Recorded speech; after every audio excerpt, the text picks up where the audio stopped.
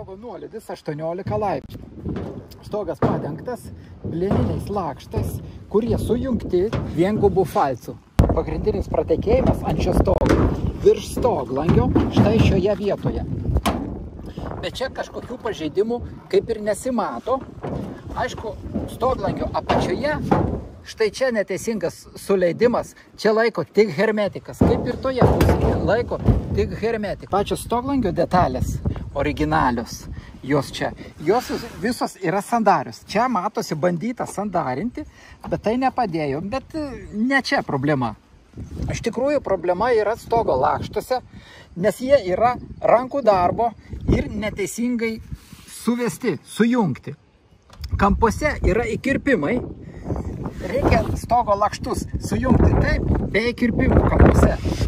Štai čia matosi, yra ir kitų vietų, štai čia parodysiu.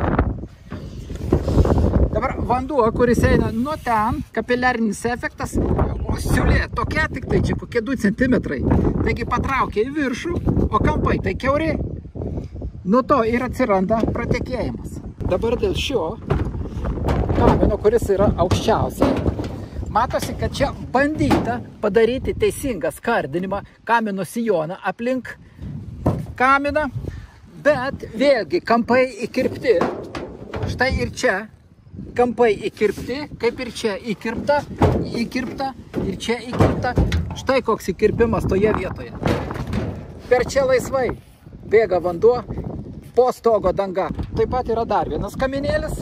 Čia taip pat viskas užsandarinta su hermetiku. Taigi čia tik laiko klausimas, kol pradės bėgti ir čia ties to kamino. Bet to kaminas neturi net kepurės. Taigi visame tame plote, kai lyja, renkasi vanduo ir į patalpas, į sluoksnius stogo. Su šito stoglagiu kol kas problemų nėra. Bet čia suvedimas su stogo taip pat yra nekokybiškas, čia turėjo būti perdengimas. O čia tiesiog įkirpta ir įleista ir užtepta hermetiku. Taigi čia laiko tol, kol laikys hermetikas. Viršuje. Čia kaip ir normaliai viskas vietoje, bet štai čia stogo dangos sujungimai, kaip ir prie nuo stoglangio, čia taip pat įkirpti, kampai įkirpti, štai įkirpta. Atidariau stogo dangos siūlę, tam, kad parodyti, kaip vanduo prasiskverbė į patalpas. Stogo dangos lakštų siūlės sujungtos, viengubų falco ir kampuose įkirpta. Taigi, kad vanduo prasiskverbtų po stogo danga, jam reikia pereiti 3 cm ribą, taigi nuo čia iki čia.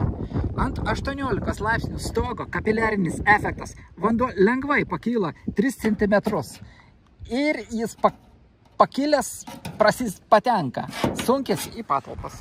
Kad stogo dangą tokio tipo sujungti teisingai, reikia jungimus daryti be įkirpimų. Bet be įkirpimų daug sunkiau ir tai užima daug daugiau laiko. Todėl meistrai darė kaip greičiau uždirbti pinigų išvažiuoti.